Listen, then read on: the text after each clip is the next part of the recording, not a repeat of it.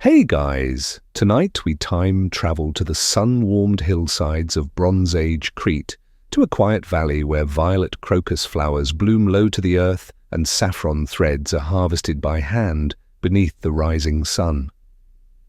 You'll wake up, wrapped in woven linen, breathing in the resinous scent of cypress trees, and begin a new life among the Minoans, one step at a time, one blossom at a time.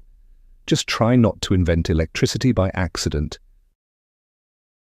So, before you get comfortable, take a moment to like the video and subscribe, but only if you genuinely enjoy what I do here. And hey, drop your location and what time you're listening in the comments. I always love seeing where and when you're drifting off from. Now, dim the lights. Maybe turn on a fan for that soft background hum. And let's ease into tonight's journey together. You wake with the faint warmth of dawn on your face and the soft rustle of linen brushing against your skin. The air is dry and scented faintly of something earthy, herbal like sun-warmed hay and sweet stone. You're lying on a mat of woven reed, nestled into a slight hollow on a terraced slope. Around you, violet blossoms speckle the gold-streaked field. Crocus flowers, each one trembling ever so slightly in the morning breeze. Their petals are thin and almost translucent in the light, the yellow stamens vivid against the purple flare. You sit up slowly. Your clothing is unfamiliar but comfortable. A sleeveless tunic of pale linen belted at the waist with a twisted cord, and soft leather sandals laced up your calves. There's a clay cup of water near your elbow, the kind with a rounded belly and two little loop handles. You sip it, it's cool and tastes faintly of riverstone and thyme. Somewhere nearby, you hear a soft humming, a woman's voice, steady and low, threading melody into the morning like it's nothing special.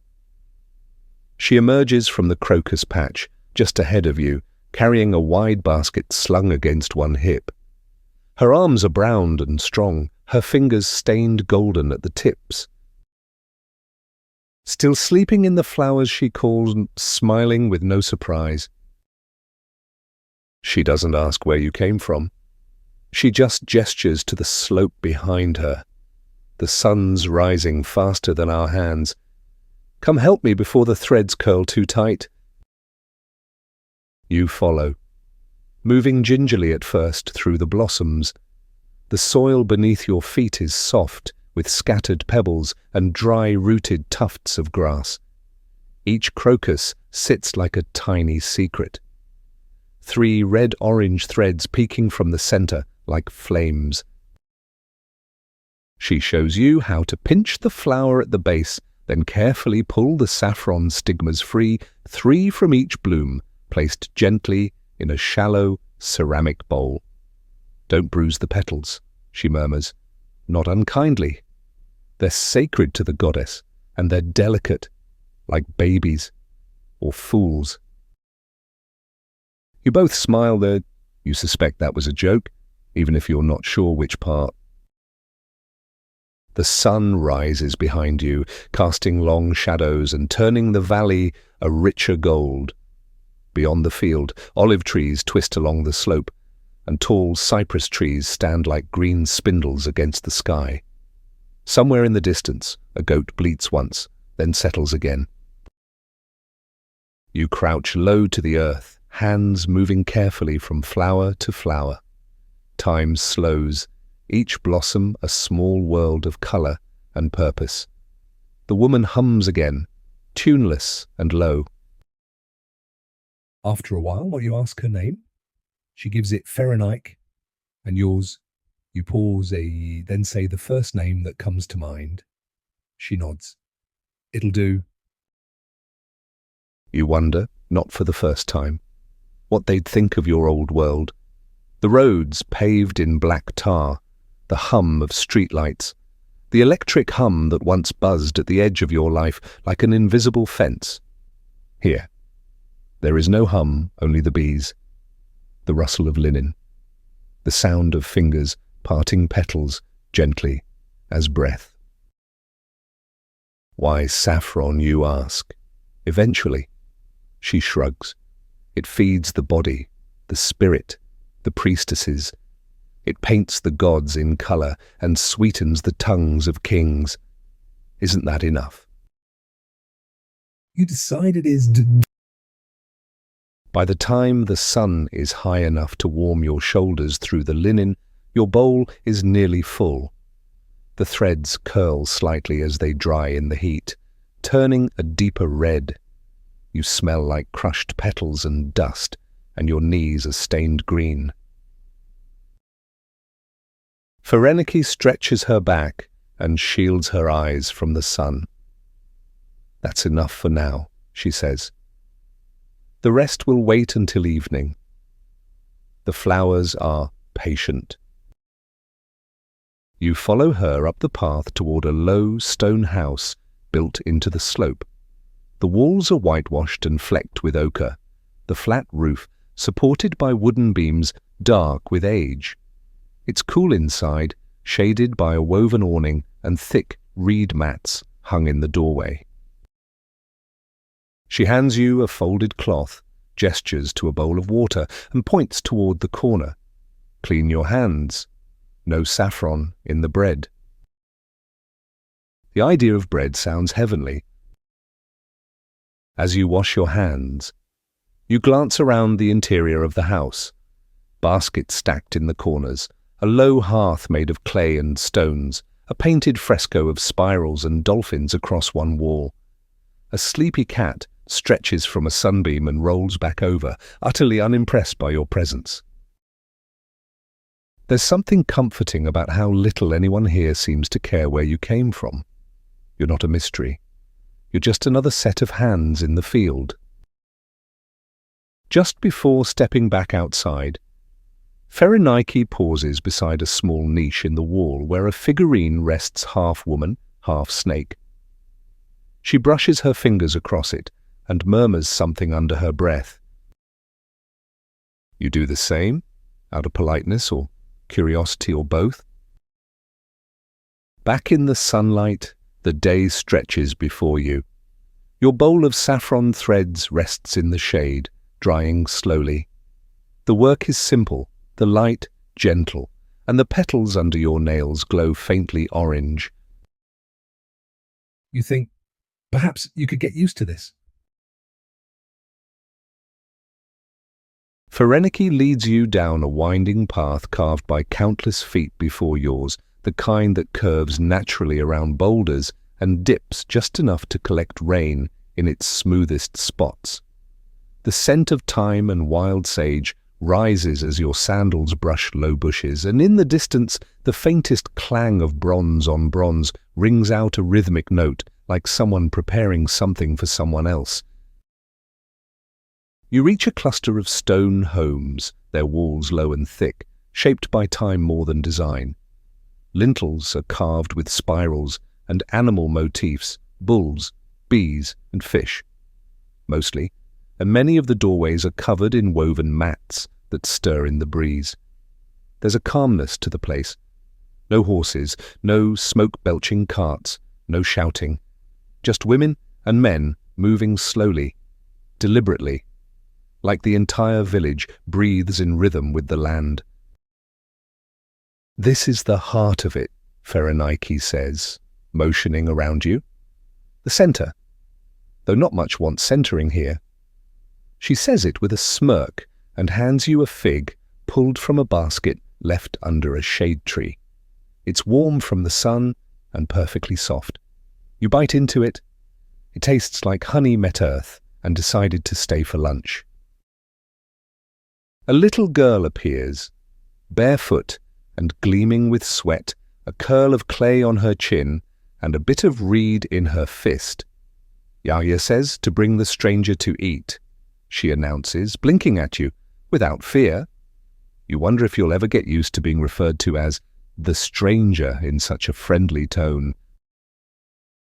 Pherenike leads you to a nearby house. The roofline slopes low. And there's a neat line of potted herbs along the wall: mint, dittany, marjoram. Inside, an older woman sits cross-legged, slicing rounds of barley bread with a thin copper blade. Her eyes lift to you, unreadable at first, and then she gives a nod so small it's almost a shrug. This one doesn't talk unless it's important, Pherenike whispers. Or unless there's cheese. You sit when she gestures, legs folding over a worn mat decorated with faded zigzags, and the bread is warm and dense, flavoured with anise and sesame, served with a rough wedge of goat cheese and a dip made of mashed fava beans and garlic. It's simple, and it's extraordinary. As you eat, the older woman, whom you now know as Tamariske, begins humming low in her throat, eyes closed. Pherenike chuckles. She's blessing the food, or cursing us for not saving the best oil. A small bowl of olives is passed around, along with more clay cups of water. There is no table, no cutlery, and no rush. Even the cat from earlier has followed you here, tail held high like it owns the entire island.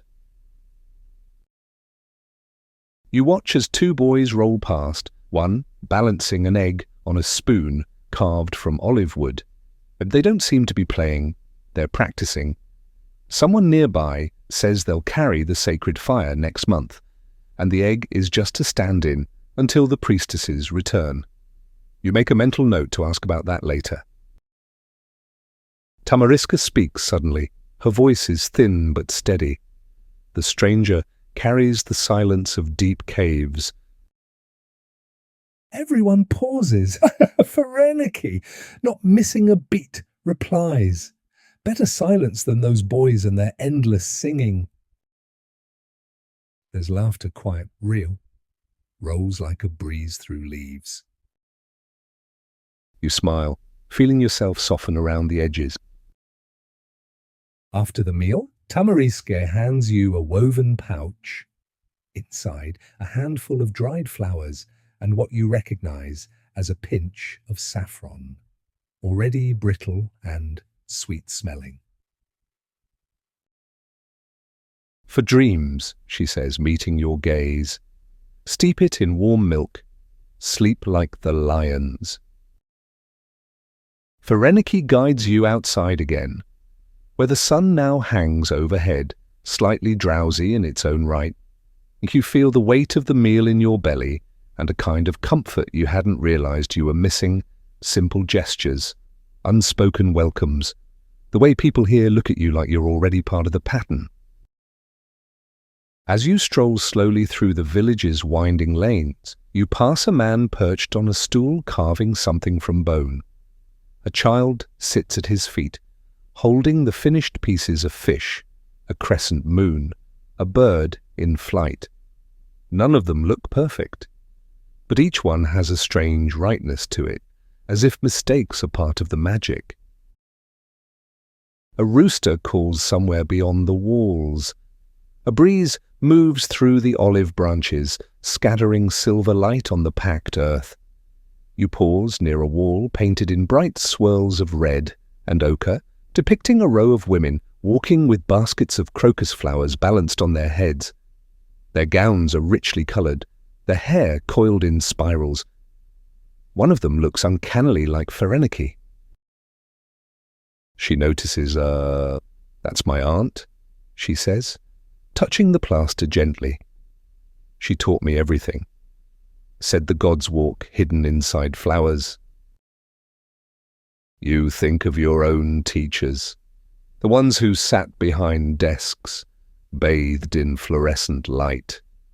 You wonder what they'd think of this place, of learning with your hands in the soil, your skin salted by the wind, your knowledge built petal by petal.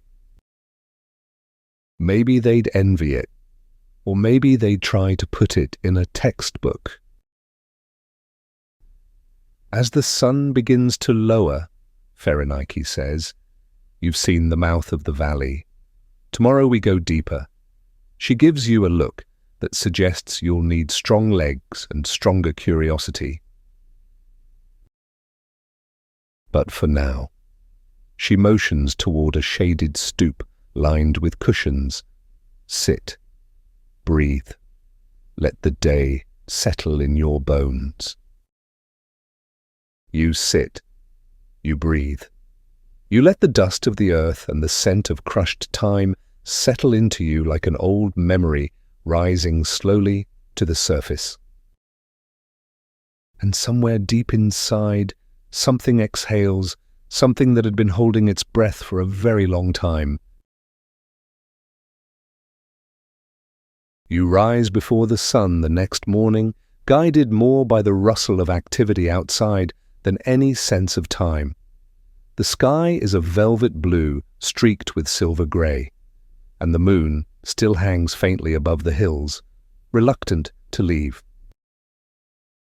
Pherenike is already in the field, kneeling with practiced grace among the blossoms.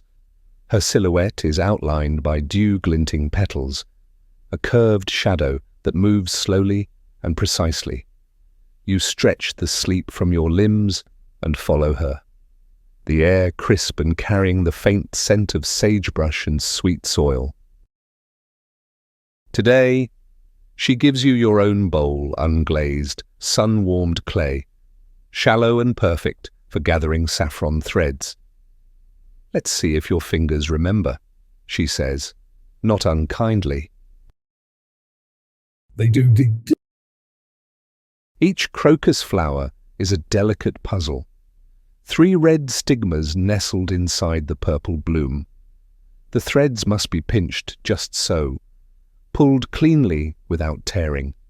It feels like drawing a fine thread of fire from the heart of the earth. You pick like a priestess, Pherenike observes, slow and reverent. Are you sure you weren't born here and just forgot?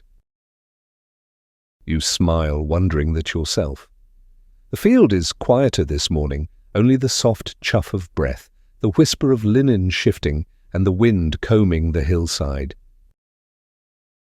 I used to work in an office, you say before catching yourself. She raises an eyebrow. Is that a kind of boat? You nod solemnly. A very square one, didn't move much. She laughs, really laughs this time. Well, but this one moves. Try to keep up. As the light spills down the hills, other figures begin to appear. 2 older women with long grey braids arrive with baskets and stories already spilling from their mouths. A younger boy, maybe 10 or 11, follows behind. Not to help, but to collect bugs in a small jar. Thinks insects are a kind of wisdom. Pherenike explains with a shrug. Maybe he's right. By mid-morning, your fingertips are golden orange and slightly sore.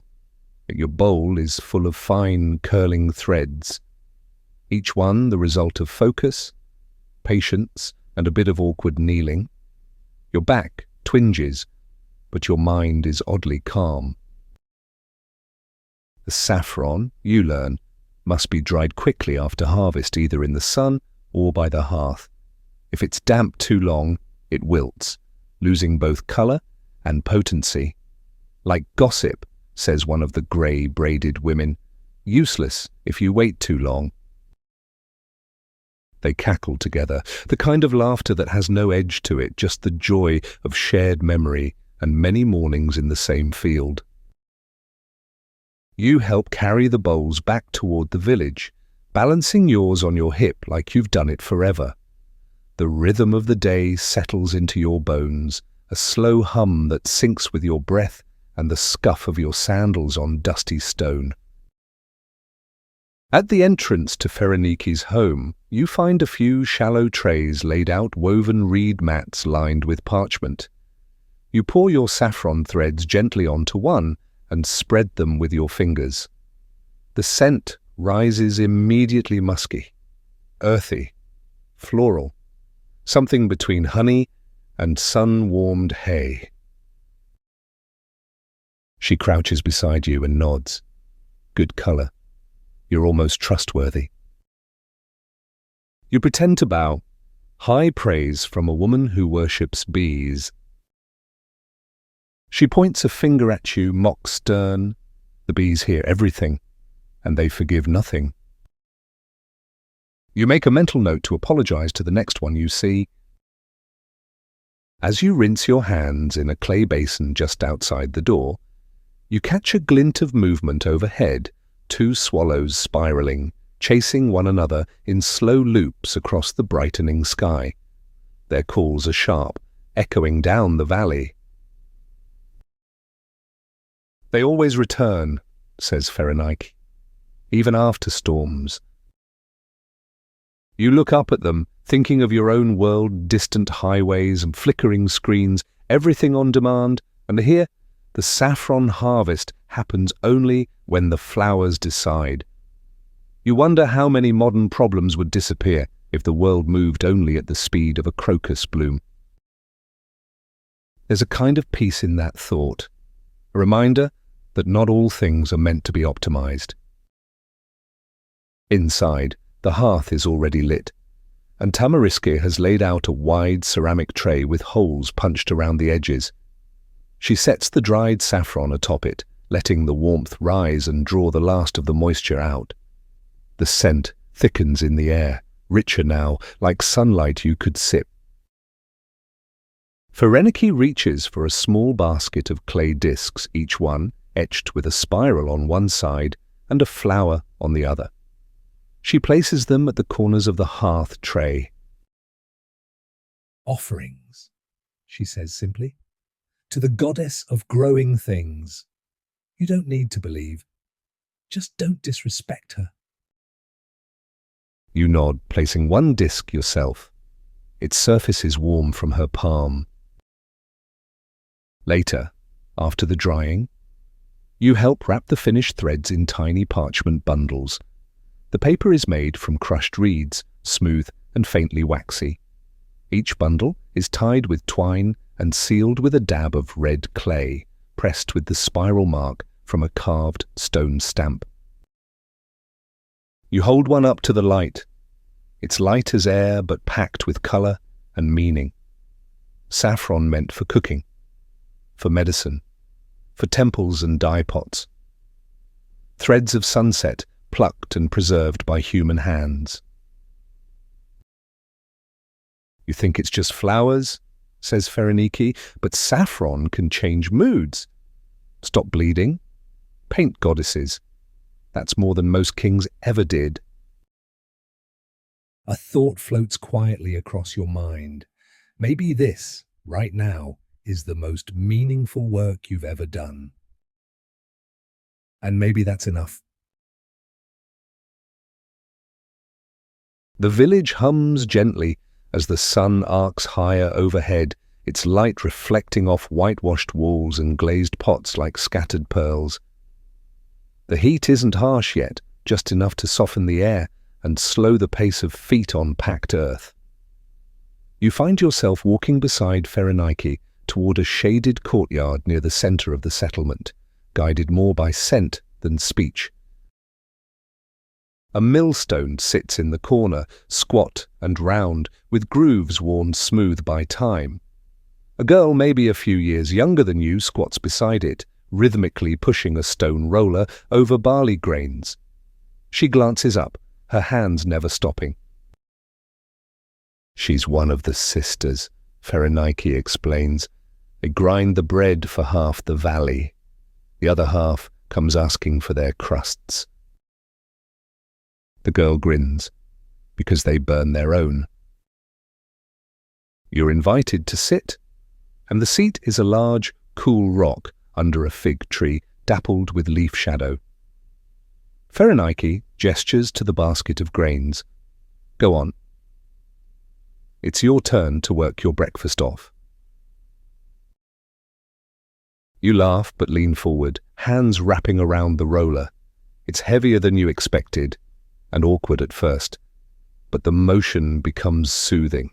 Forward, backward, a sound like sand under soft waves. Crush it too fine, the sister warns gently, and the dough sticks to everything but itself. Let it stay a little coarse, like people. You nod, chalk dust building under your nails. A small bowl of water mixed with honey is passed to you, just enough to cool your throat.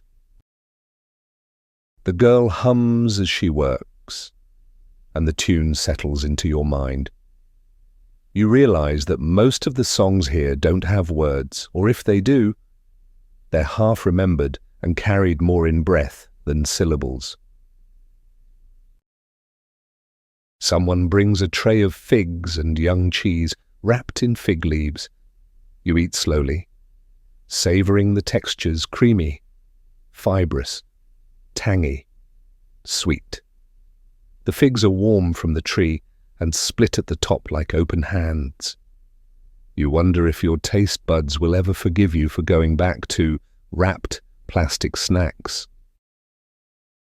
Behind you, bees drift lazily between pots of thyme and marjoram. One lands near your cup. You freeze. Pherenike notices and chuckles. Let her smell you. If she likes your breath, she'll leave you alone. Sure enough, the bee hovers a moment, then drifts away, uninterested.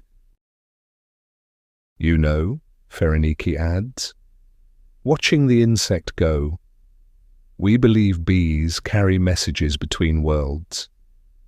Not just ours, but the hidden ones. What kind of messages, you ask?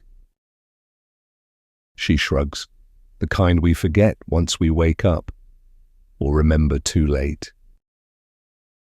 That sits with you a moment, heavier than expected. You think about the buzzing of your old world phones, wires, constant pings. None of those messages felt divine. The sister finishes a final round of grinding and dusts her hands. Want to bake? She asks, a gleam in her eye. You follow her to a low clay oven shaped like a dome, built from straw-tempered mud. She shows you how to form the dough, just barley, water, a pinch of salt. No yeast, no machines, just your palms, warm and honest. The loaves are flat and round, stamped with a spiral using a carved stone. So the goddess knows whose are whose, the sister explains. If yours burns, she won't be fooled. She slides the discs of dough into the oven on a wide reed paddle, and you sit together in the shade, the air smelling now of hot stone and toasting grain. Birds chatter from a nearby olive tree, and the cat, always somewhere nearby, winds its tail around your leg without asking permission. The first loaf emerges slightly uneven, a little crisp at the edge, but beautifully golden. The sister tears it in half and hands you the warm piece. You bite in. It's perfect. Beginner's luck, she says, or beginner's blessing. Either way, don't get cocky. You both laugh, crumbs falling into your laps. Around midday, the courtyard quiets. The heat deepens, and most people slip indoors to nap or weave or hum behind shaded doors. Pherenike lies back on a sun-warmed mat, hands folded under her head, eyes half-lidded. This is the hour where the gods speak in dreams, she murmurs. You lie beside her, eyes closed, the warmth of bread still on your tongue. You wonder what the gods would say, if they still had voices in the world you came from. You wonder if they ever tried, only to be drowned out by ringtones and rush hours. In the silence, broken only by a bee's wings and the low call of doves, you start to think this might be the first time in years you've actually heard your own thoughts. And they're quieter than you expected, gentler, almost content. By late afternoon, the sunlight has shifted, mellowed, sliding across the village like warm honey. The shadows are longer now, gentler, curling around clay jugs and door frames with lazy intention. Pherenike stirs from her resting spot and stretches her arms above her head. "Time to show you the hill," she says, her voice thick with sleep and sun. You follow her up a narrow path that climbs gently along the curve of the valley. The ground is stony in places, and the air is spiced with pine resin and something subtler, maybe wild fennel or crushed laurel beneath your feet. As you rise, the village shrinks behind you, becoming just a cluster of roofs tucked into a crease of earth and olive trees.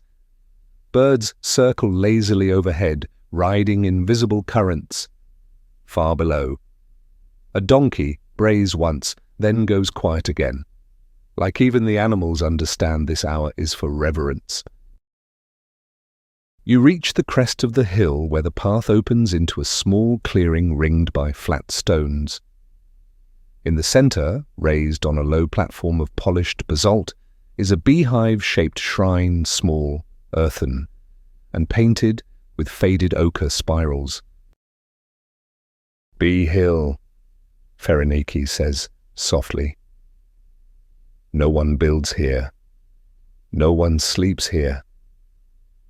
This is for the bees and the goddess they whisper to." You step closer and notice several small clay pots arranged neatly along the edge of the shrine, each holding a single offering, a folded fig leaf, a coil of wool, a tiny carved bull. The air is thick with the hum of bees, low and patient, not threatening, just present. They come every year, Pherenike says, squatting beside one of the pots. Even when the flowers fail, even when no one leaves honey. She doesn't touch anything. Neither do you.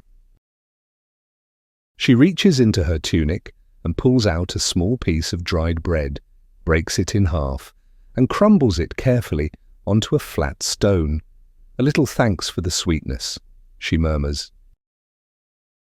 You follow suit, offering a fig from your pouch, sliced open to reveal its ruby interior. You place it gently near the base of the shrine.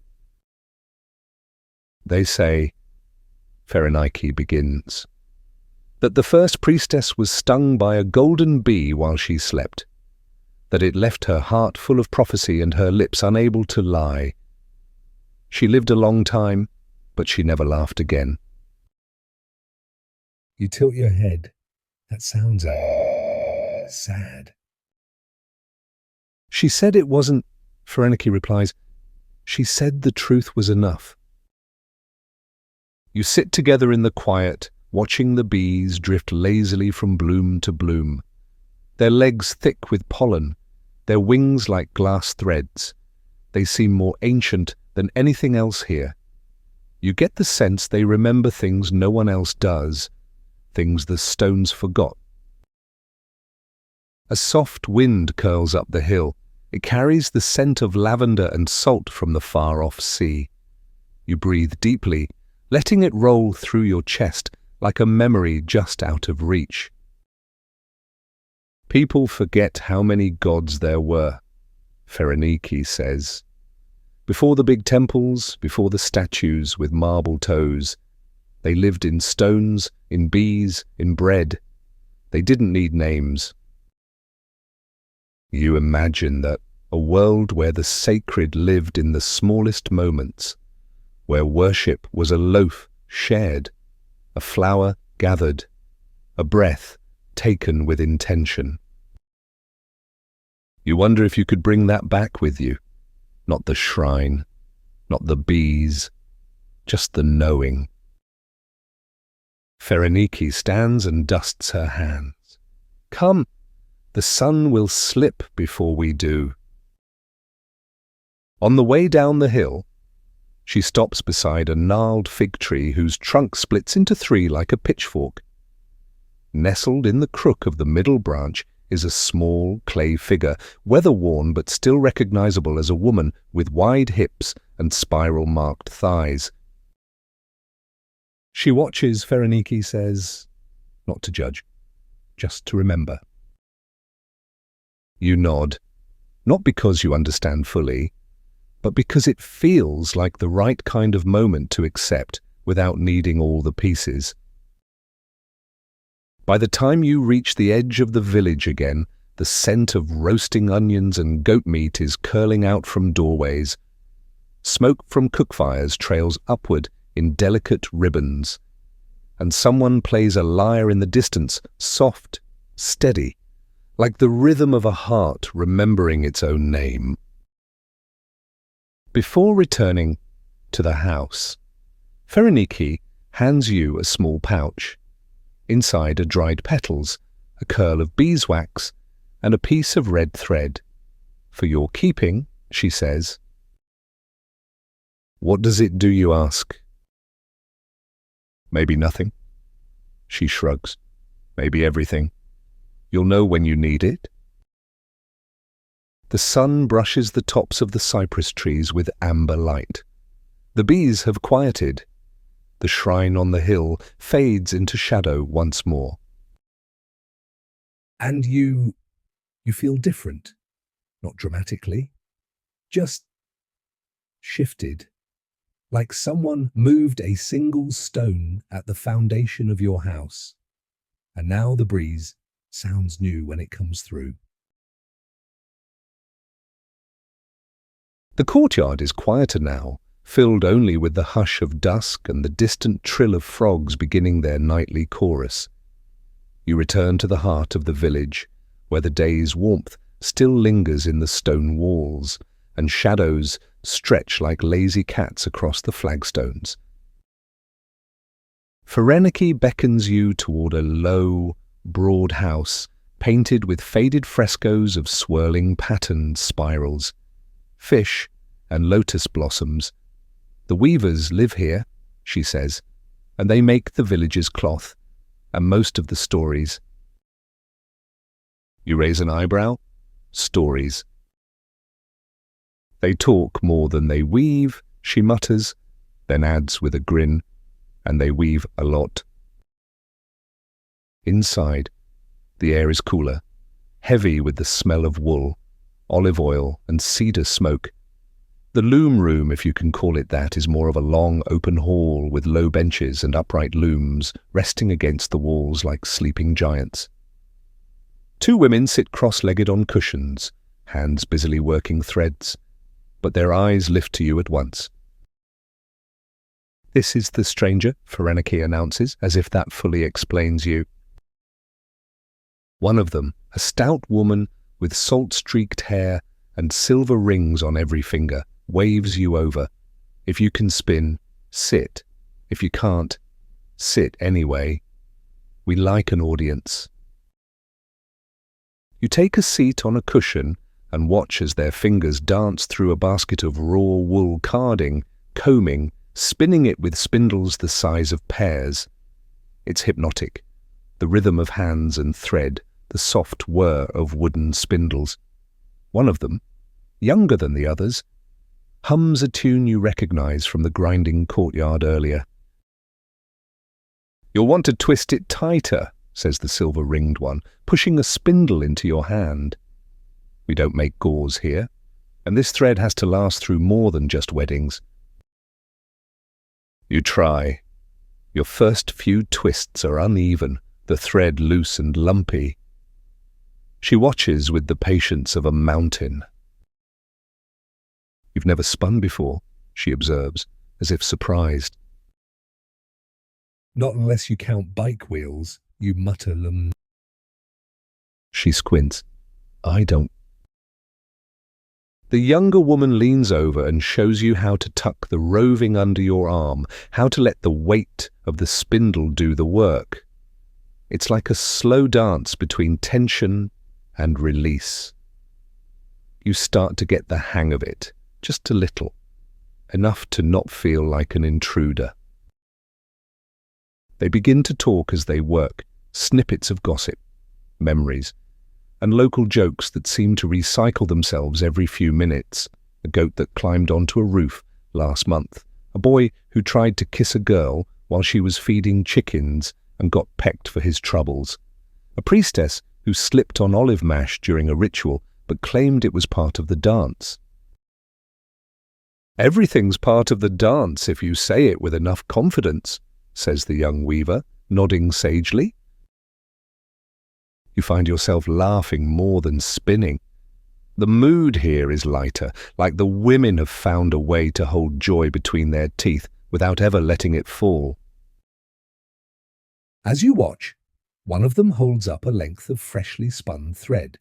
It's the colour of wild thyme, pale, almost silver green.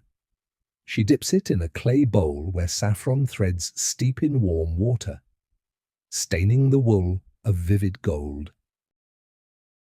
"Saffron's not just for temples," she says. "Sometimes you wear it on your body so the gods will remember your skin."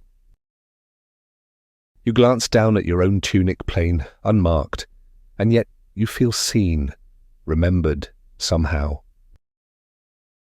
They show you how to weave the dyed threads into the larger cloth warp and weft, over and under, with the same rhythm you've begun to recognize in every part of this valley. Life here is woven too, season by season, thread by thread, with no part wasted. "You don't finish a pattern," one woman says, "until you forget what it's supposed to be." That seems like wisdom, though you're not entirely sure why. Eventually, someone brings out a flask of wine infused with herbs, mint, maybe, and something you can't quite name. It's poured into shallow bowls, and the taste is dry but gentle. The weavers toast nothing in particular and continue their work. The night deepens. A dog barks once far away, and the frogs grow bolder in their song. You lay your spindle aside and stretch, your shoulders pleasantly sore. Pherenike appears in the doorway, silhouetted against the last of the sky's light, still in one piece. "They haven't woven me into the mat yet," you reply. She leads you out as the women call their goodbyes and reminders to come back when you've remembered how to spin properly. You promise, knowing full well they'll hold you to it. As you walk back through the hushed village, you glance up at the stars. They burn low and steady, nothing blinking or humming, just soft and ancient. You realize you haven't looked at a screen in days, or hours, or ever, depending on how you count time now. You think again about the patterns, the threads, the songs, the slow way everything here connects. It's not about productivity, it's about continuity, weaving your place into something older than yourself. Maybe that's the real story. Maybe that's what you were meant to remember. The morning begins with the sharp tang of pigment and smoke, carried on a breeze that whispers through the olive groves. Pherenike lifts the reed mat that covers the threshold and motions for you to follow her down a narrow lane, past a row of houses whose plaster walls glow softly in the new light. "We're visiting the paint maker," she says, adjusting the woven strap of a basket on her hip. "He'll show you what your saffron becomes besides breakfast and gossip." The paintmaker's home is tucked into a shaded corner of the village, half hidden by a low stone wall tangled with grapevines. A rooster stalks nearby with the intensity of a philosopher and the feathers of a king. Inside, the air smells of ground minerals, wet clay, and something vaguely spicy, possibly dried marigold petals. The room is dim, lit by shafts of sunlight filtered through slatted wood. Shelves line the walls, stacked with jars terracotta, alabaster, and polished shell, each one sealed with a square of parchment and tied with twine. A man crouches by a stone slab, pestle in hand. He's young, with stained fingers and a streak of blue across one cheek, like accidental war paint. He doesn't look up at first. "New apprentice," he asks, not turning. "Temporary," says Pherenike. "Don't scare this one off." He nods once, then gestures for you to kneel. "Saffron first," he says, sliding a bowl toward you. You open the basket and carefully remove the parchment-wrapped threads from yesterday's harvest. He unfolds the packet with the reverence of a priest opening a scroll, then leans in to inhale. Fresh, slightly sun-touched. You've got a careful hand. He pulls a few threads, crushes them between fingers, and lets the fine red dust fall onto the stone slab. Then he adds a single drop of olive oil and begins grinding in slow, circular motions. The smell blooms heady, sweet, warm. Saffron isn't just a colour. He says, it's a presence. It stains more than cloth. You watch as he adds powdered limestone to thicken the mixture. The yellow brightens, becoming luminous, like bottled sunlight. Used in the palace murals, he continues, on priestess robes, even around the eyes for rituals, and the gods notice. Yellow. He pulls down a tiny brush made from goat hair and dips it in the saffron paint. Then, slowly, he sketches a spiral on a shard of pottery, working outward from the center. Or this design, he says, tells the goddess, I return, I remember, I release. He hands the shard to you. The paint is still wet, glowing in the slant of sun like a captured flame. You think of your own world again, bright screens, glossy packaging, colours that shout instead of hum. You wonder what it would be like to live in a place where every colour meant something, where nothing was painted just to fill space, but to say something sacred. You ever use crushed beetle shell for red? He asks casually. You blink. Beetle. Shell. Yes. Blood. No, he assures you, beetles don't mind. They know their purpose. You smile, uncertain if that's a joke or philosophy or both. Next, he shows you how saffron mixes with other minerals with azurite for a sunset orange, with bone white for a pale gold. Each combination is deliberate, each ratio precise. It's less like making paint and more like invoking it. Then he picks up a piece of leather and smears the yellow across its surface. Used for sacred shoes, he says, the kind that only touch temple floors. You imagine that walking across polished stone with saffron beneath your feet, leaving traces of gold wherever you step. Outside, children run past the doorway, laughing, their sandals slapping the ground.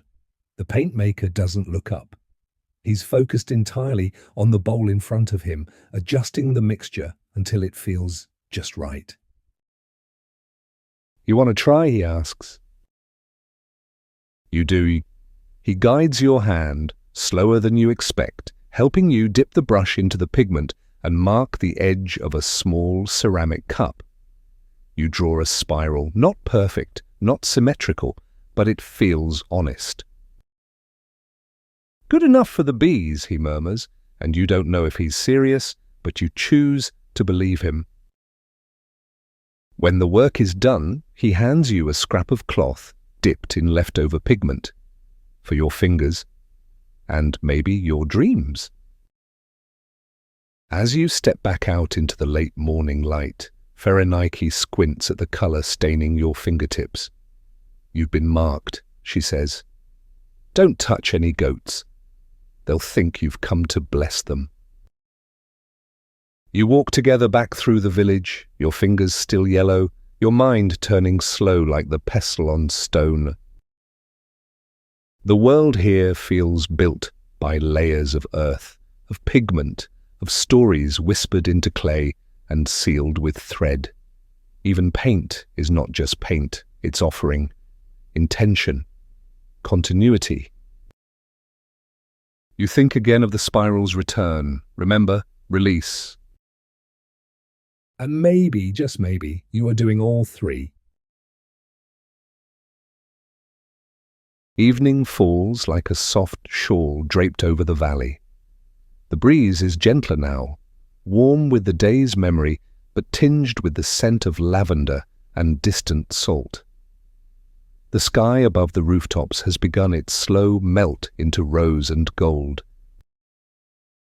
Pherenike motions for you to follow her through the courtyard, where a basin carved from smooth limestone waits in a square nook shaded by woven reeds. A clay jug rests nearby, beaded with condensation. "It's your turn," she says, dropping a bundle of cloth into your hands, thin linen, softly woven, dyed pale with saffron and lavender. You've earned your first proper wash. The basin isn't deep, only ankle height, but wide enough to kneel in. A low bench beside it holds a pot of olive oil, a jar of powdered sage, and something wrapped in fig leaves. Pherenike picks up the fig bundle and unrolls it to reveal a cake of ash soap flecked with marjoram. "This was last year's birthday gift," she says, "from a woman who never forgets how people smell." You grin and kneel, sliding your legs into the basin. The water's cool but not cold, like the breath of a cave. You splash it over your arms, over your face. The dust of the day releases in small waves, flower pollen, powdered pigment, the soft, sweet scent of barley breadcrumbs still clinging to your sleeves. Pherenike kneels beside you and helps you scoop water from the jug, pouring it over your shoulders as if this were just another step in your apprenticeship. No ceremony, no awkwardness, just care. You rub the soap into your skin, the marjoram releasing its lemony sweet aroma. The lather is gentle, and under your fingers, your skin feels like it belongs again. Oil next, she instructs. No one leaves their skin naked. It invites too many dreams. She dips her fingers into the pot of olive oil and smooths it over your arms, your back, then her own. The scent is grassy and golden, thick with warmth. You close your eyes for a moment. The water laps gently around your knees. A cicada clicks once, then falls silent. Somewhere nearby, someone hums, not a song, exactly, but a melodic sound shaped by habit and intention. "Clean body, clean story," Pherenike says softly. "You don't carry the day into the night here, not unless you choose to." You wonder what stories still cling to your skin from your own world. Glowing rectangles, elevator bells, words typed faster than they were meant to be spoken. Would they wash off this easily? The sky dims slowly to indigo. Pherenike rises and hands you a fresh tunic, undyed linen, soft as moss, tied, simply, with a sash. Your other clothes are taken away without comment, folded and added to the laundry pots, where they'll be beaten with laurel sticks and dried by morning. "Come," she says, "time for dinner." You follow her through the twilight, past homes where laughter flickers like candlelight. A boy carries a jug overhead, his face serious as he navigates the crowd. Someone hands you a slice of melon as you pass a gift without words. The juice dribbles down your wrist, cool and fragrant. The household gathers in a half-open room with low stone walls and a reed roof. Clay lanterns glow along the corners, and a table no higher than your knees sits in the center, surrounded by cushions and woven mats. Tamariske is already there, her hair braided with rosemary, nodding solemnly at the stew pot bubbling nearby. Tonight's feast is simple but rich barley stew with lentils and garlic, a wedge of firm sheep's cheese wrapped in vine leaves, olives spiced with orange peel and coriander. A girl brings in a fresh flatbread, steaming and stamped with the spiral you've come to recognize. You eat slowly, by hand, dipping bread into the stew, using olive pits to mark turns in a storytelling game. Someone begins. The rules are unclear, but everyone seems to know when to laugh. Even you. After the plates are cleared, someone retrieves a lyre wooden, strung with gut, and begins to pluck a low, winding tune. No one claps. No one performs.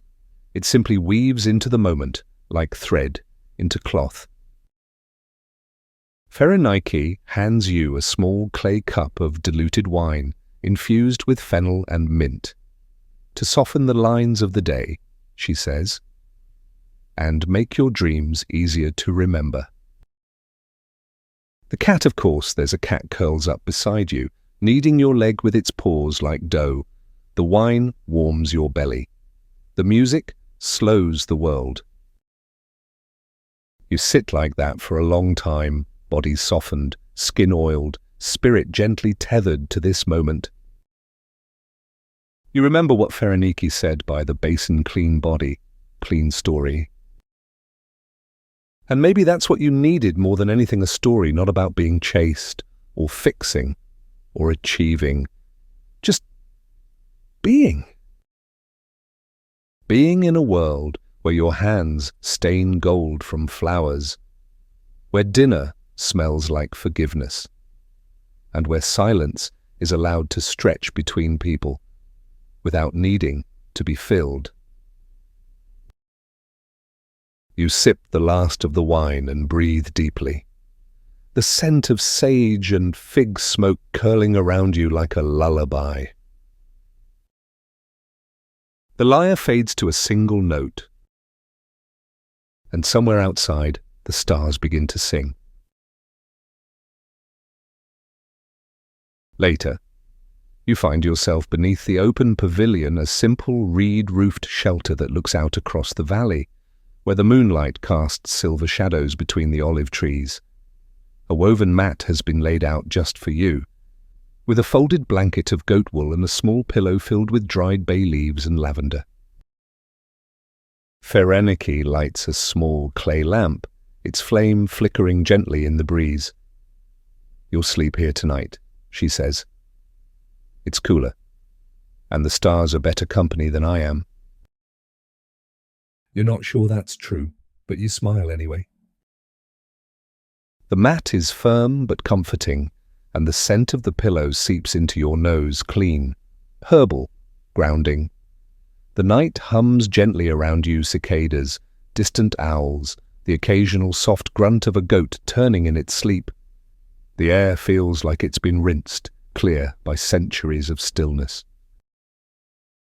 Pherenike sits beside you for a while, legs crossed, running a strand of flax thread between her fingers. "When I was a girl," she says, "I used to lie here and try to count all the stars. Thought maybe if I named them fast enough, they'd blink back at me." Did they? She nods. "One or two. Or maybe that was just my own heart jumping." You both laugh softly. She doesn't ask you where you're from, though sometimes you feel the unspoken curiosity behind her glances, like she knows you don't belong to this place. Not in the way she does. Not yet. But she never presses. Here. Belonging isn't about birth or borders, it's about how your hands move, how your silence listens. She points upward. "That one, see the crooked line of stars? We say it's the goddess's spindle. If you dream under it, your next day will be smooth as spun wool." You squint, and yes, you do see it. A short, crooked trail, like a spindle dropped on its side. The stars here feel heavier, as if gravity has gently pulled them closer. You can feel them pressing against your thoughts in the softest way, like fingers smoothing clay. Fereniki yawns, stands, and stretches. Sleep well. Stranger, she says, and walks off without ceremony, leaving only the fading scent of olive oil and wild thyme in her wake. You lie back, staring at the thatch ceiling, where spaces between reeds reveal flickers of the night sky. A breeze rustles through the palm leaves, and the woven mat creaks softly beneath you, like a cradle for someone just learning how to be still. The moon climbs higher, and you begin to notice the small things. How the wind changes pitch between the reed walls, how the valley's nocturnal life pulses and recedes like breath. Even your own thoughts slow, like they know they're not the most important thing here. From somewhere nearby, you hear the softest sound of voice singing, not a song meant for others, but for the singer herself. It's a lullaby, you think, maybe one that's been sung for hundreds of years. You wonder what lullabies your world has lost. How many songs were silenced under highway noise or swallowed by data clouds? You turn onto your side, the blanket curling around you like a second skin.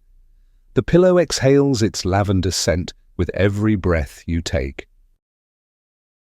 A beetle crawls slowly across the reed mat near your hand, completely uninterested in your presence.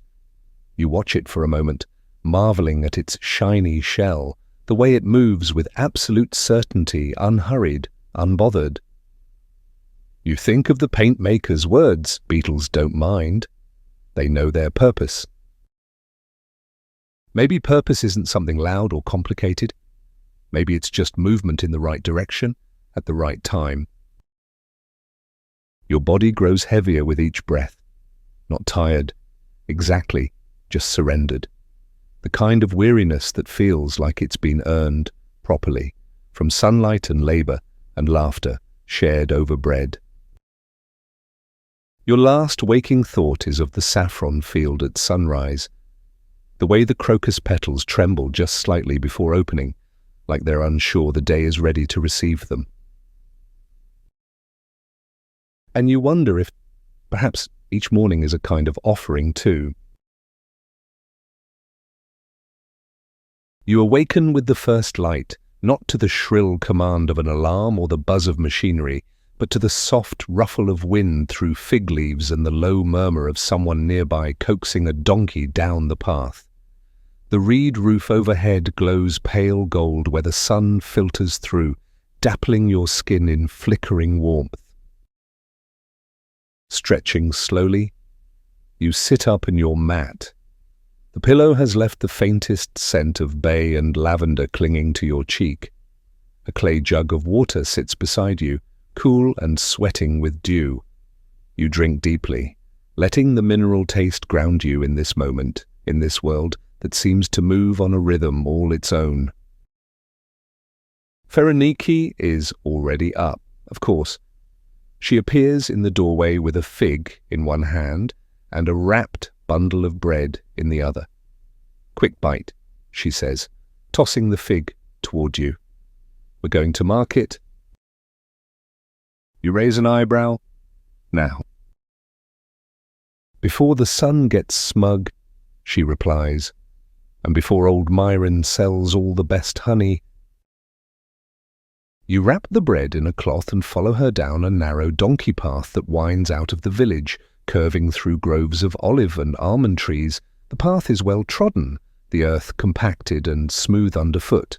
Occasionally, flat stones are laid where water once eroded the trail, someone's quiet effort to make the journey a little easier for those who follow. The donkey path opens into a ridge overlooking a wider valley, In the distance, a cluster of canvas-covered stalls and low stone booths rise like mushrooms in morning mist. You can just make out voices, soft at first, then clearer laughter, bartering, the occasional bray of livestock. You descend slowly. Around a bend, two boys with clay flutes skip past, playing off-key but joyfully.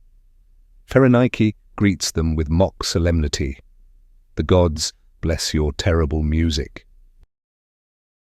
At the edge of the market, a woman hands out sprigs of rosemary for behind the ear tucking. So the air won't confuse you, she says, as she gently tucks one behind your ear, her smile full of unspoken meanings. The market is a tangle of colour and texture dyed wool hung like banners, baskets of pomegranates split to reveal their garnet hearts, tiny clay idols with knowing smiles. A potter spins a bowl beside his stall, his foot working the wheel with the slow grace of someone who has never hurried in his life. Pherenike heads straight for an older man hunched over jars of honey and beeswax. Myron, she says, your bees better have worked harder than last moon. He grunts without looking up. They heard you were coming and doubled their efforts out of terror. You grin as he hands you a tasting stick, a sliver of figwood dipped in thick amber. The honey is dark and complex, almost smoky, with a floral aftertaste that lingers on your tongue. This comes from thyme blossoms in the high hills, Myron says, patting one of the hives carved into the image of a bear. And this, he adds, handing you another sample from wild fennel. This one sings. It does. The sweetness carries something almost electric, like tasting sunlight filtered through green leaves. Pherenike trades a small pouch of saffron for 2 jars, one dark, one pale. Equal value, she tells you. Some colours, some flavours. Carry more weight than coin. Further down the row, a man carves small spoons from olive wood, each handle shaped like a flower or a fish. A woman weaves belts dyed with madder root and weld, their colours deep and stubborn, designed to last through many lives. You buy nothing, but they greet you like an old friend anyway. Markets aren't about buying, Pherenike says, handing you a clay cup of barley drink flavoured with mint and lemon. They're about remembering who grows what, who needs what, who forgot whose name last year. You nod, sipping the cool drink. It's refreshing, slightly sour, and deeply satisfying. Near the far end of the market, a young girl with ink-stained fingers writes names into a rolled parchment. For when the priestesses return, she says, glancing up, they ask who's still here and who's changed. You're tempted to give your name, but you hesitate. You're not sure yet what category you belong in. Instead, you run your fingers over a length of saffron-dyed linen folded in a basket. The colour glows in the morning sun, almost pulsing, a reminder of how much care is folded into every thread.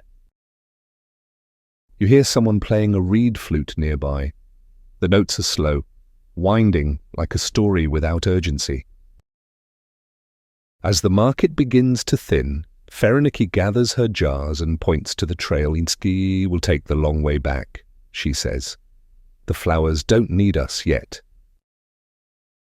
You follow her out of the bustle, your sandals brushing wild thyme with every step. You glance back once at the market, at the people, the sounds, the smells, and wonder how something so ordinary can feel so sacred. Maybe that's the secret. Maybe every place becomes holy when you truly pay attention.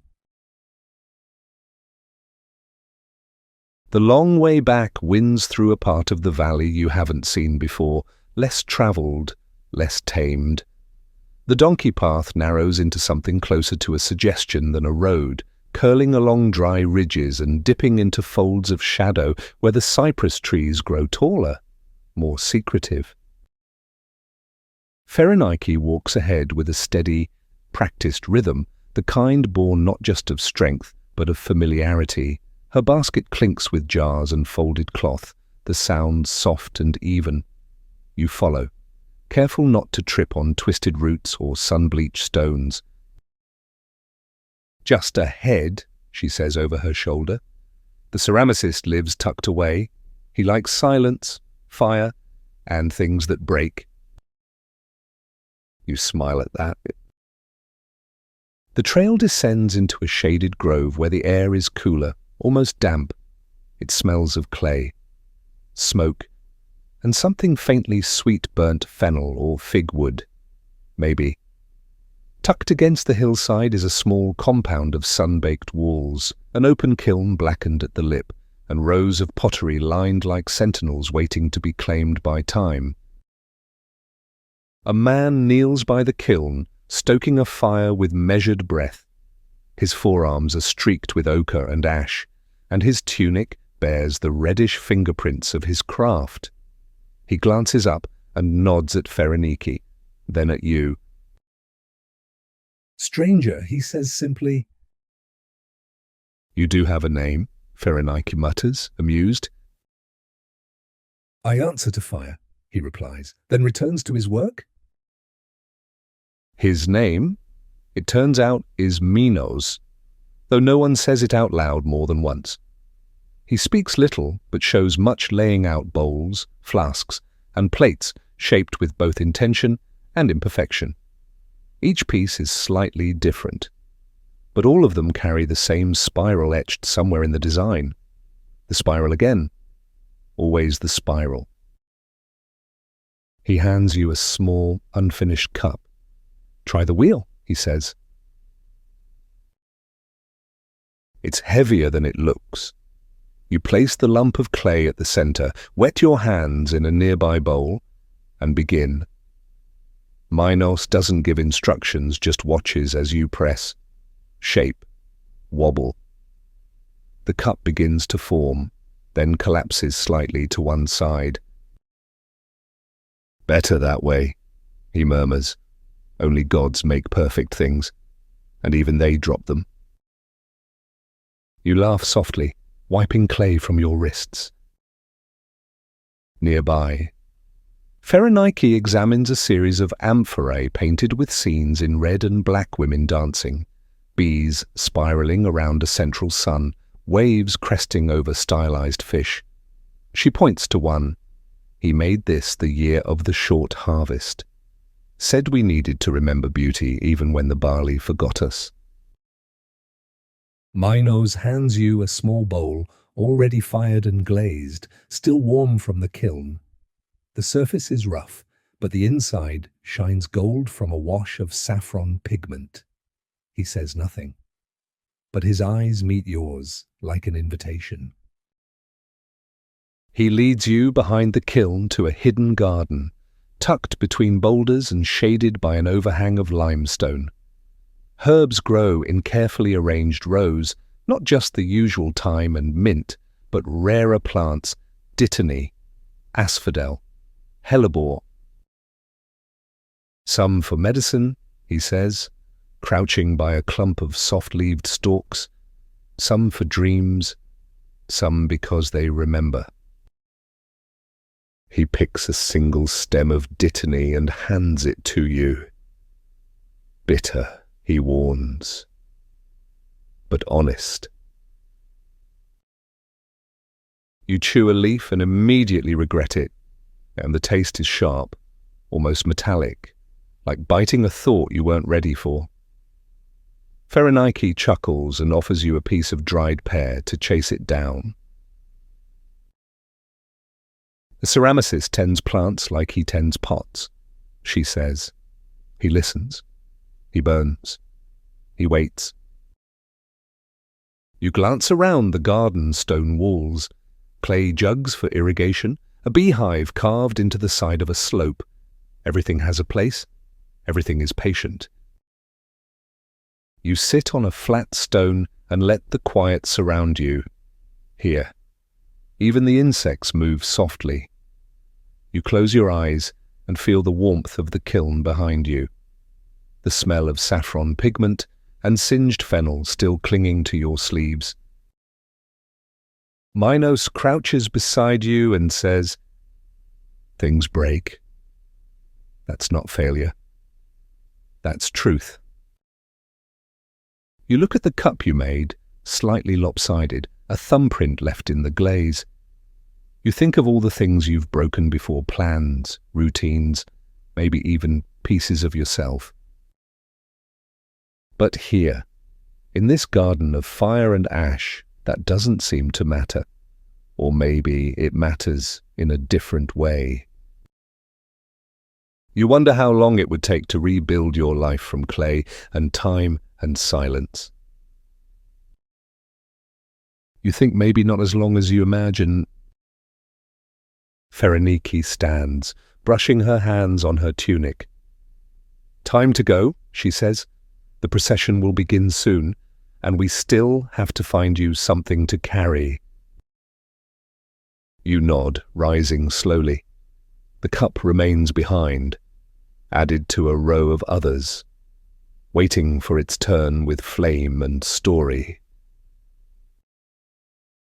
You leave the garden with saffron under your nails, dittany on your tongue, and something new behind your ribs, something small and glowing, shaped like a spiral. The path back to the village coils like a soft ribbon through the hills. Quieter now, with the afternoon light stretched thin and warm across the stones. You and Pherenike walk without hurry. The hush feels shared. Sacred somehow, as if the world is holding its breath in anticipation. As you near the village's edge, the sound of preparation rises, footsteps, fabric flapping in the breeze, laughter laced with a low hum of ceremony. Something is about to begin. The procession climbs at dusk, Pherenike says, to the peak. It's not long, but steep. Barefoot, of course. Of course, you echo, amused. Do I need to sacrifice anything? She grins, only your balance. You duck under a pergola wound with vines and step into the central square, where women are gathering beside baskets of offerings, woven garlands of crocus, dried figs, honey cakes moulded in spiral shapes, and bowls of barley dotted with poppy seeds. Pherenike hands you a thin wreath of olive branches and crocus petals. Wear this. You're one of us tonight. The wreath is fragrant and faintly sticky with sap. You place it on your head, careful not to crush the fragile petals. Someone drapes a sash across your shoulders, undyed linen, brushed with saffron pigment at the edges. Your feet are bare, the dust cool and familiar beneath your soles now. Children skip between the adults, their heads crowned with tiny sprigs of lavender and thyme. A few carry small clay bells that chime gently with each movement, like distant stars laughing. Pherenike shows you you're offering a wide, shallow bowl filled with honey and bits of crushed crocus. You hold it carefully, its weight balanced across your palms. When the conch shell sounds a deep, rising tone like the breath of the mountain itself, the procession begins. You walk at a slow, deliberate pace, winding out of the village and onto the trail leading toward the sanctuary peak. The route is ancient, worn into the hillside by generations of bare feet and sacred intentions. Wild herbs brush your ankles. Stones press into your soles like small reminders to stay present. The air cools with elevation, scented now with pine and flowering rock rose. Torches are carried in silence. No one speaks, but the rhythm of steps, the soft clinks of bowls and bells, and the murmur of wind through cypress create a symphony of their own. You pass under a stone arch, its lintel carved with spirals and winged figures, and feel a subtle shift in the atmosphere. The sky above darkens into dusk, painted in streaks of rose and violet. The first stars appear, hesitant but bright. The path narrows and the final climb begins. Some stumble, some pause, but no one turns back. At the peak, the sanctuary reveals itself not a grand temple, but a circle of stones, smoothed by time and devotion. In the center sits an altar of dark, volcanic rock, worn at the edges and dappled with ash from past rituals. Each person steps forward in turn, placing their offering on the stone with a bowed head and quiet breath. When it's your turn, you feel the bowl's weight more acutely. You kneel, place it gently, and touch your forehead to the cool stone. You whisper nothing, you have no words, but somehow that feels right. Pherenike steps forward after you, setting her own garland of crocus and honey onto the altar. Her eyes are closed, her lips moving silently. A breeze lifts her hair as if in response. A small fire is lit, just a handful of dried sage and olive leaves. The smoke curls upward, carrying scent and prayer into the indigo sky. Then comes the silence. Not awkward, not empty, but filled with something old and wide. A shared pause across centuries. You feel it in your bones, like the memory of water. Pherenike leans toward you. This is the moment we give back the breath we've been holding all season. You exhale, and for once it feels like enough. As the fire smoulders, the priestess, a woman draped in red and gold, her arms painted with coiling symbols, begins to chant. Her voice is low, melodic, more vibration than melody. The others join, their tones stacking like stones, creating a sound that is more felt than heard. You chant too, or maybe you just breathe in rhythm. Either way, you feel folded into it, part of a lineage of voices, all speaking without needing to be understood. The chant fades with the last light. The stars emerge in full, clustered and vast, as if the sky is now offering its own garland in return. Then, gently, the procession begins its descent. You walk more slowly now, barefoot and warm, your heart echoing the spiral rhythm. No one speaks. There's no need. By the time the village reappears below, lit by small lanterns and flickering hearths, you feel taller. Not in stature, but in knowing, as if something inside you has stretched upward with the hill and come back down just slightly changed. And as your feet touch the familiar earth again, you realize belonging isn't something you claim. It's something that welcomes you when you're finally quiet enough to listen. By the time your feet return to the village paths, worn smooth and cool beneath the night air, the mood has shifted again. What had been sacred procession becomes quiet celebration. Something more intimate, less solemn, as if the people here understand that joy is just another kind of offering. Lanterns sway gently from doorposts and tree limbs, their clay housings painted with spirals and stars. The flames inside flicker against the dark, casting warm halos that move like water across the walls. You follow Phereniki through the village square, where a small fire has been kindled in the center. Around it, people gather not in rows or lines, but in loose, organic shapes like petals around a blossom. Someone places a woven mat near the fire and nods for you to sit. A woman you haven't seen before emerges from a house carrying a drum hand-sized, with a skin stretched tight over a carved frame. She taps it lightly, the rhythm irregular, playful. Another woman joins her with wooden pipes, thin and bent, the tones breathy and low like wind through reeds. And then the dancing begins. Not a performance, not rehearsed, just movement. A girl rises first, no older than 10, spinning slowly, her arms out like olive branches. An older man follows, his steps steady, weight shifting with grace and humor. Then others join a wave, a ripple of limbs and feet, moving around the fire in spirals that echo the saffron-painted walls and the patterns etched in your dreams. You watch for a while, content to be still.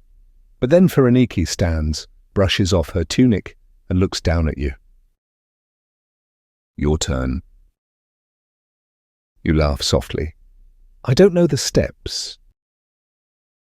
There are no steps, she replies, only the listening. You rise and join the slow rotation. The earth is cool beneath your feet, the air thick with wood smoke and crushed herbs trampled under dancing soles. The rhythm is gentle, barely a rhythm at all, more a suggestion. You move with it around the fire, past faces lit in flickers joy, reflection, contentment. At one point, someone reaches for your hand, a boy with painted palms and a smile too big for his face. You spin together once, then separate. It feels like a ritual from before language. The music swells, then falls. The dancers shift from spirals to small, shuffling steps, arms rising in unison, then lowering like wings folding at rest. And then the singing begins. Softly, at first, one voice, then two, then more. It's not a song you recognize, but the tune feels old, familiar, in the way the wind sometimes is shaping itself to your skin. The lyrics seem to be a litany of names, places, maybe even memories. You understand none of it, and yet it moves through you like breath. Phereniki stands beside you again, her hands cupped at her heart. These are the old names, she says. We speak them once a season so they aren't forgotten. So we aren't forgotten. You think about the names you carry back, the ones on form, it's on emails. It's the ones you answered to out of habit, not love. You wonder what your name is here, if it's changed, or if it's simply waiting to be found in a dream. The fire pops, and a rush of sparks spirals upward, catching in the breeze and vanishing into the stars. Oh. You look up and feel something shift in your chest, a sense of presence, yes, but also permission, to belong, to let yourself move in rhythm without needing to prove you know the song. Eventually, the music fades again. The dancers rest. Someone passes cups of warm barley drink, sweetened with honey and herbs. You sip, the flavor earthy and rich, like liquid dusk. Children fall asleep against their mother's sides. Dogs curl near the fire. A boy lies back on the mat, tracing shapes in the stars with his finger, naming constellations in a language older than maps. Phereniki leans toward you. Every time we dance, she says. We remind the world we're still here, still spinning. You nod, the warmth of the fire curling around your spine. And somewhere in the quiet between songs, you hear your own heartbeat join the rhythm of this place. Not as a visitor. As part of the pattern, the fire has dwindled to glowing coals now, casting long shadows and soft crimson light across the mats. Most of the villagers have drifted off, some to their homes, some to sleeping corners nestled under trees, where the warm night air and lavender-scented wind are better than any roof. But you remain near the embers, sitting cross-legged beside Pherenike. She's weaving a thin cord from strands of dyed wool gold, rust, and violet, the colours of crocus, clay, and dusk. Her fingers move slowly, as if finishing something begun long before this evening. You don't have to understand it all, she says without looking up. Just feel where the thread pulls. You nod, not sure whether she means the cord, the dance, or your entire journey here. It could be all of them. She finishes the braid and ties it around your wrist. A small spiral bead slides into place at the center, carved from bone and stained with saffron. For the way back, she says. You pause. You mean back. She shrugs gently. The thread only winds forward, but it often circles. The thought makes your chest tighten, though you're not sure whether it's sorrow or gratitude. Probably both. A breeze rustles the leaves above, and the stars blink more brightly now, as if you've earned a clearer sky. I'm not ready to leave, you murmur. No one ever is, she replies. But sometimes staying would be forgetting, not remembering. The embers crackle softly. You walk with her, again, toward the edge of the village, not toward the shrine or the kiln or the saffron fields, but to a quiet stretch of path where the fig trees lean toward one another, as if whispering. The crocus field lies beyond, waiting in shadow. This is where it starts and ends. She says, every thread begins here, and is returned here when its colour is spent. You step into the field. The flowers are mostly closed for the night, their violet heads bowed as if sleeping, but a few still glow faintly, petals half open in the moonlight. You kneel without thinking. Your hands move gently, reverently, touching each bloom like greeting a friend you've just learned how to miss.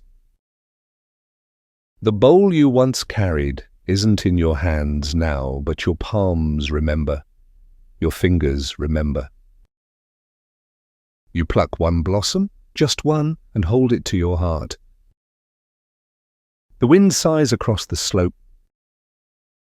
Pherenike crouches beside you. We'll go once more in the morning, she says. You'll harvest, and you'll leave. But you won't be empty. She touches your wrist, where the cord rests. You've been woven in.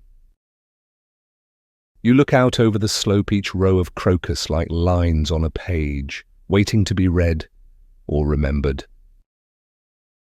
The stars overhead spiral softly around the peak sanctuary. Somewhere in the dark, the bees hum their secrets to the flowers, and the earth listens. And you now know how to listen too.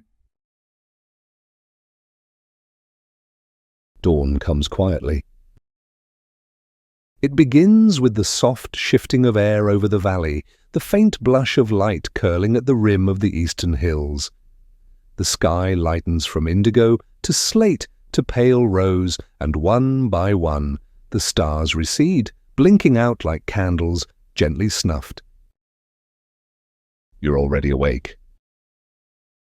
You don't remember waking. Exactly only the way your body seemed to know when it was time. The way your feet found the earth as if they had always meant to stand on this slope at this hour. Pherenike is there, of course, already kneeling among the crocus. Her basket rests beside her hip. She looks up and gives you the smallest of nods, the kind reserved for those who already know what needs to be done. You take your place beside her. The field stretches before you, familiar now in a way that feels deeper than memory. The petals shimmer faintly in the pre-sunlight, droplets of dew like glass beads nestled in the folds. You reach forward, gently part a blossom, and pinch the thread those 3 slender strands of saffron, careful not to bruise the flower. One by one, don't you gather them? Not quickly, not for quantity, just enough to feel your breath match the rhythm of your hands. Others join as the light grows, women with baskets, boys with sleepy eyes and steady fingers, older men who move slowly but with no wasted motion. The field becomes a living hum of presence and intention. No one speaks, not yet. The morning is too sacred for words. You wonder how many mornings like this have come before you. How many hands have moved through these same rows? How many dreams were tied to the crocus? How many prayers whispered into its purple cup? 1 flower, 3 threads. Another flower, another 3. You begin to lose yourself in the simplicity, the elegance of it, like drawing breath, like writing a poem with your fingertips. A beetle crawls across your sandal, and you pause, letting it pass. A bee floats close to your ear, then spirals away, satisfied. The sun slips its edge over the hill, and golden light spills like honey across the field. Pherenike speaks at last, her voice low and even. The first time I came here alone, I thought I was stealing something, taking it. You glance over. But it's not theft, she continues. It's stewardship. The flowers offer. We only accept. You nod slowly. The thought settles in your chest like warm water. The bowl in your lap begins to fill.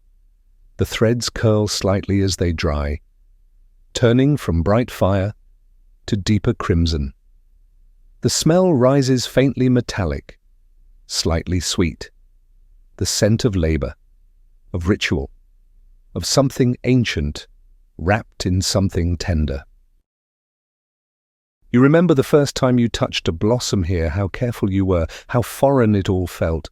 Now, it feels like returning, like a spiral, traced from the outside inward until you arrive at the center and realize you've been here all along.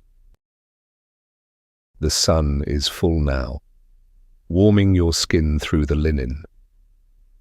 The breeze has shifted.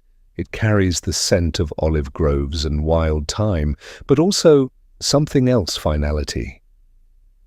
Change. You place your last threads in the bowl and close your hands over them. The petals bow at your knees. The bees drift farther afield.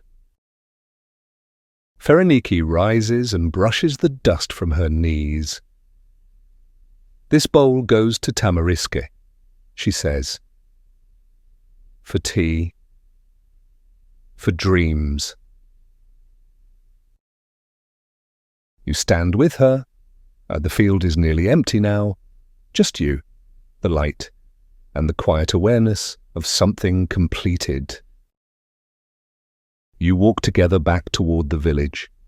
It feels different today, wider, softer, as if the valley knows you're leaving soon and wants to hold you gently while it can. A dog barks once. The cat appears from a shadow, stretching, then flopping down beside a warm patch of stone like nothing at all has changed. But it has. You carry the bowl to Tamarisk, who accepts it with her usual nod approval, hidden in a silence thicker than most words. She places a small parcel in your hands, in return a pinch of dried saffron, wrapped in linen, tied with gold thread. For remembering, Phereniki says. You don't pack. There is nothing to pack. Only the memory of olive oil on your skin, of ash and pigment under your nails, of starlight above a sacred peak. You carry it all in your breath, in your bones, in the spiral-shaped bead tied to your wrist.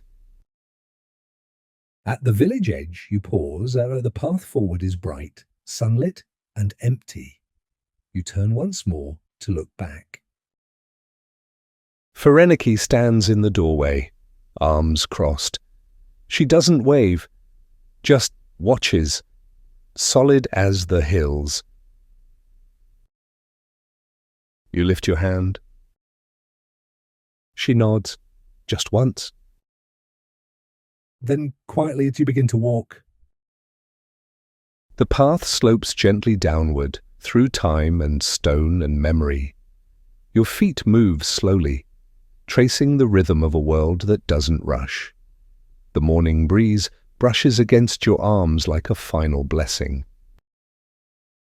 Above, the sky opens into blue, not the harsh, electric blue of a backlit screen, but the soft, endless kind, the kind that's been here long before you, and will be long after. Your breath deepens. Your limbs grow heavier, not with exhaustion, but with ease, the kind of ease that only arrives when there's nothing left to prove, nothing left to chase. Behind your closed eyes, the crocus petals still bloom violet and gold, trembling in the dawn. You feel the spiral bead at your wrist, cool and smooth, or a token, a thread, a reminder. You were part of something. You are still part of something. The wind whispers again, a song without words. And slowly, so slowly, you drift through silence, through warmth, through memory. Let the dust settle, let the petals close, let the bees carry your breath to wherever it needs to go. You are safe. You are steady. And you are gently forgotten by time.